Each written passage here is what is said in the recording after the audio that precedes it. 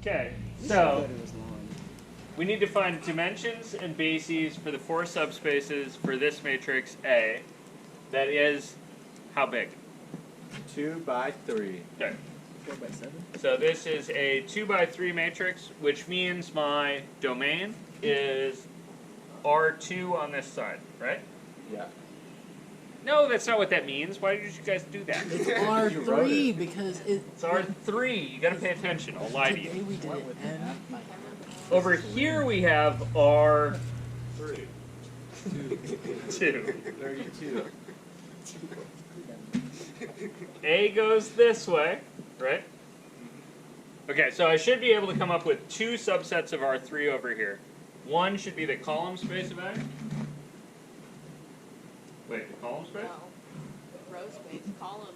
Good. The row space of A should be over here. That's going to be the span of something.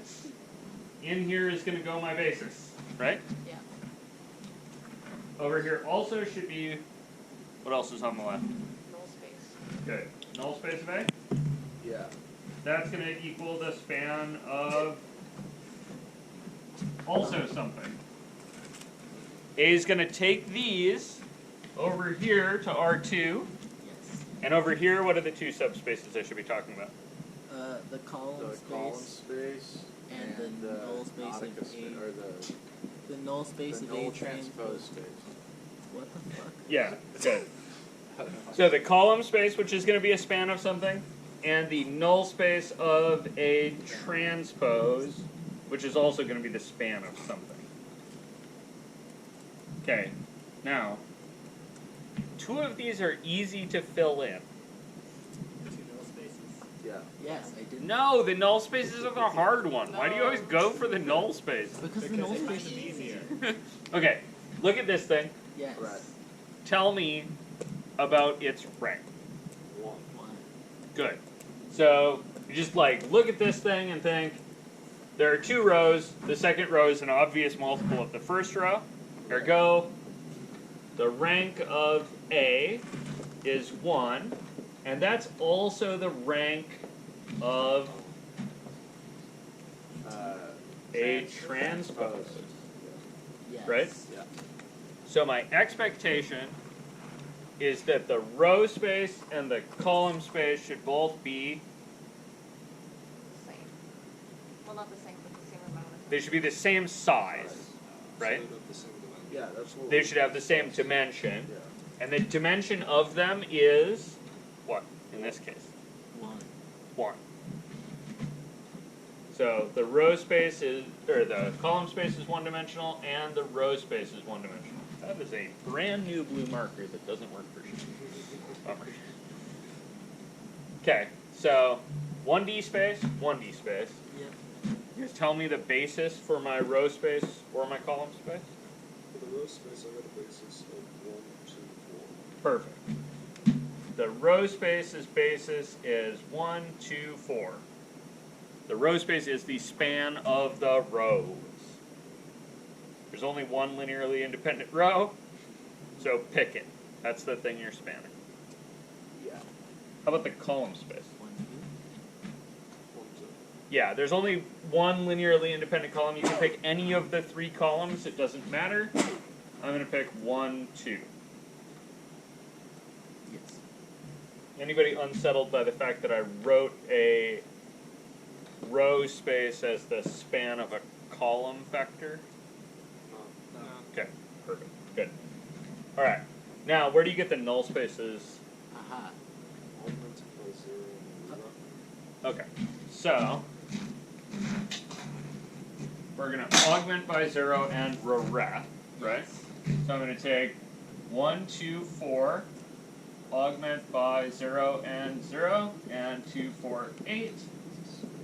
Going to ref that. And you get 1, 2, 4. We get 1, 2, 4 augmented by 0, and Zeros. a row of zeros. Yes. Yes. Okay, this is me looking for the null of A. So x Okay. is negative 2y. Okay, so rewrite as an equation What should I have maybe done first? Mark. What did Sage implicitly do there? Mark what? I was gonna say mark pivot vectors. Yeah, you can mark the pivots and the frees, right? Yeah. So here's a pivot. That means that these two variables are free. Yep. So I really have y and z that are free. Okay, so how do you make a basis out of this? You one hot it. Yeah, we're gonna one hot this thing.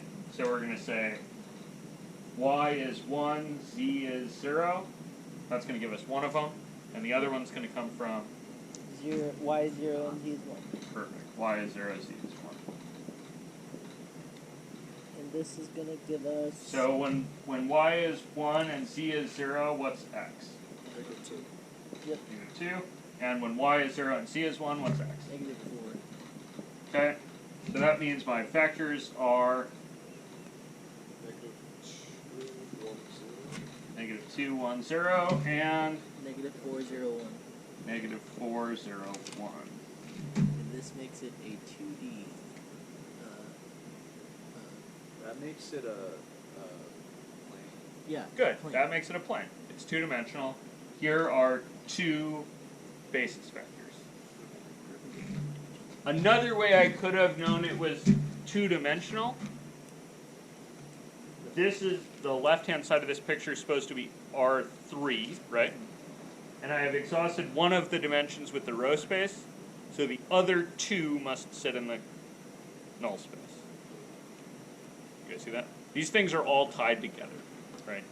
You can reason around this thing in a lot of circles if you're not careful. You guys see that? So, I put my two vectors in here. -2, 1, 0, and -4, 0, 1. And what? And then